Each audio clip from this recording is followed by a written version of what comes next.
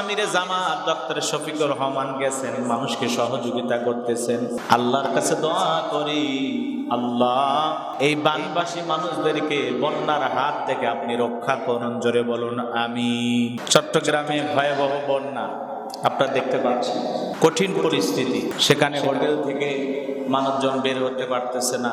আবার হোটেলের মালিকেরা বলতেছেন যে ভিতরে থাকলে আপাতত বন্যার কয়েকদিন কোনো ভাড়া দেয়া লাগে। এই বন্যা চট্টগ্রামে ভয়াবহ বন্যার কারণে এখন পর্যন্ত প্রায় 7-8 জন মানুষ মারা গেছে। এই 7-8 জন মানুষ মারা গেছে। ছোট্ট শিশু, 8 মাসের শিশু, সেও মারা গেছে। 3 বছরের এক শিশু, সেও মারা গেছে। আমিরে জামাত বিরোধী দলীয় নেতা ডক্টর শফিকুর রহমান সেখানে বন্যা পরিস্থিতি দেখার জন্য গিয়েছে এবং চট্টগ্রামে কোমর পানিতে নেমে আমিরে জামাত ডক্টর শফিকুর রহমান মানুষকে ত্রাণ দিচ্ছেন, সহযোগিতা পাঠাচ্ছেন, ভালোবাসা দিচ্ছেন, মানুষের খোঁজ খবর নিচ্ছেন।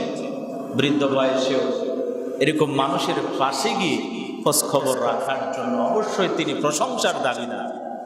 আমিরে জামাত কেলাপা নেক হায়াত দান করুন। সকলে বলুন আমিন। যতদিন বেঁচে থাকবেন এইভাবে যেন মানুষের পাশে তিনি দাঁড়াইতে পারেন। আর এই বন্যায় বানভাসী মানুষদেরকে আল্লাহ রাব্বুল আলামিন অতি দ্রুত দেন, তাদেরকে স্বাভাবিক জীবনে ফিরে আসা আল্লাহ তৌফিক দান করেন। সকলে বলুন আমিন। এই যে আলোচনাটা আপনারা শুনতে পারলেন, এই আলোচনা হুজুর যে করছেন আপনাদের কাছে কেমন লাগছে কমেন্টের মধ্যে জানাবেন। তবে আমি একটা জিনিস বলতে চাই, কিছু মানুষ দেখছি যে এখন বলা বলি করতেছে ডক্টর শফিকুর রহমান এখানে গিয়েছেন, উনি তো শুকনায় থাকলেও পারতেন, বা এখানে থেকে অন্য মানুষ দিয়ে যদি উনি ত্রাণ দিতেন তাহলে পারতেন, কারণ উনিও এখানে গিয়ে বিপদের মধ্যে আছেন। মানে এভাবে কিছু মানুষ বলা বলি করতেছে। তো আসলে মূল কথা হলো, একজন বৃদ্ধ বা এই ধরনের মানুষ, একজন নেতা, ইনি যদি ওই জায়গাতে গিয়ে জায়গাটা উপভোগ করতে পারেন বা ওই মানুষের কষ্টগুলা বুঝতে পারেন, তাহলে উনি বুঝতে পারবেন যে মানুষ কতটুকু কষ্টের মধ্যে আছে। সেজন্য উনি এখানে গেছেন, না হয়তো এখানে যাওয়ার কোনো প্রয়োজনই ছিল না।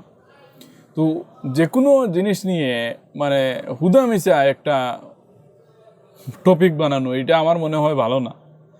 এই যে নেগেটিভ একটা জিনিস করতেছেন আপনারা, যে ডক্টর শফিকুর রহমান এখানে গেছেন, তো উনাকেও ধরে ধরে মানুষ নিচ্ছে, বা ওইটা উনি তো এখানে যাওয়া উচিত হয় নাই, বা এটা নানান ধরনের কথা কিছু মানুষ বলতেছে। ভাই আপনারা সবসময় কি এইরকম নেগেটিভ কথাগুলো বলবেন? পজিটিভ দিকে একটু আসেন ভাই।